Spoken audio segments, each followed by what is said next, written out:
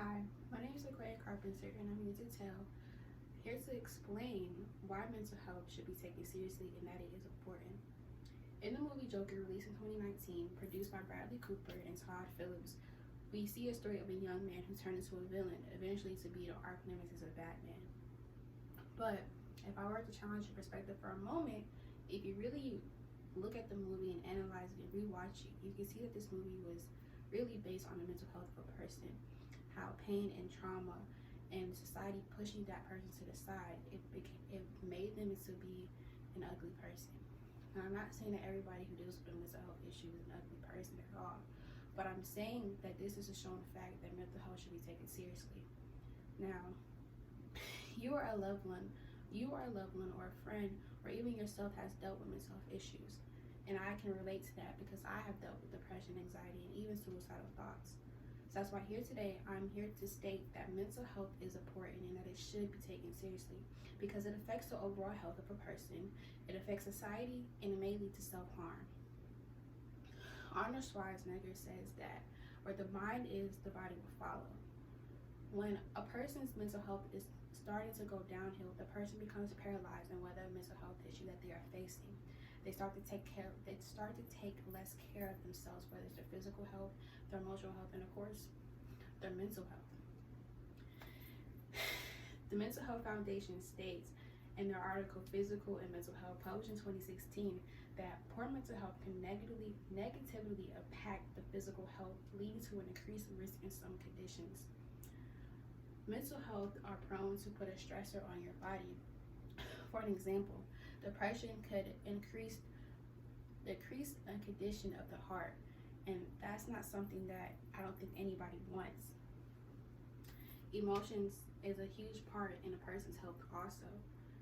Taking depression again as an example, Felix Torres in his article, What is Depression, published in 2020, states that people struggling with depression are prone to prolonged feelings of sadness, hopelessness, worthlessness, loss of interest, and isolation. These feelings may be so damaging to a person's health that, according to the Anxiety and Depression Association of America, depression is labeled as a disability, and the fact that it is a leading disability in the U.S. for ages 15 to 43. Now, a person is a part of a society. According to our Oxford dictionaries, a society is defined as an aggregate of people living together in a more or less ordered community. To give you an example of why and how mental health issues can affect society, I'm going to take a doctor as an example. Now, a doctor is just a regular, ordinary person just like me and you. But if this doctor was severely ill, I don't think anybody would, severely mentally ill, I don't think anybody would want to go to this doctor to get treated because he might end up hurting the patient. And now the patient is in pain because the doctor was mentally in pain. This is an example that if a person is not mentally okay, that it can create a cause and effect of constantly hurting one another in a constant cycle. According to the National Health Institute of Mental Health, 1 in 5 adults are suffering from a mental illness in 2019.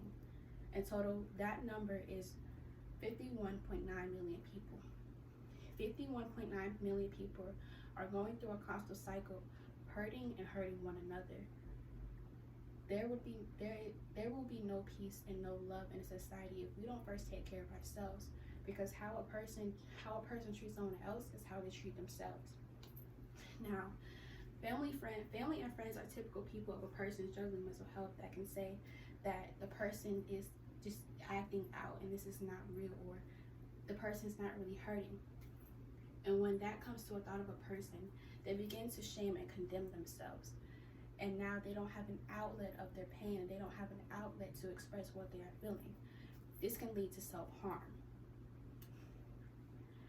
even suicide. Suicide is not an act.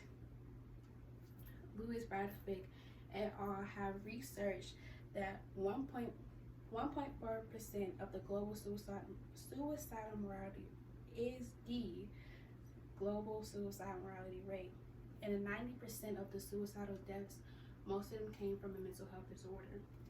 When suicide is not really an option for a person, they may lead to self-harm as an outlet instead of going to family and friends because family and friends have rejected them and rejected their mental health. Cutting is the most common form of self-harm. Cutting is defined as cutting into the skin of one with a sharp object such as knives, razors, and even pieces of glass.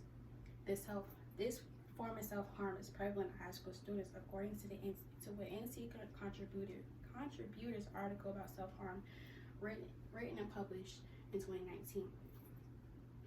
When a person does not have an outlet, and when a person is condemned and pushed down by society and saying that their mental health issue is not important, they take that out on themselves because they have no outlets. In closing, mental health is important and should be taken seriously because it affects the overall health of a person, it affects society, and it can lead to self-harm. If there is someone that you know, whether it's a family member or a friend or a random person that you know that is just struggling with something, I urge you to be a light to that person, to show them that they are important and that their mental health is important, to lead them to a way of help. I thank you for listening. I thank you for this time, and I pray and I hope that you go and be that light. And if you are that person that is struggling, go and get help. Because like Arnold Schwarzenegger says, where the mind is, the body will follow. Thank you.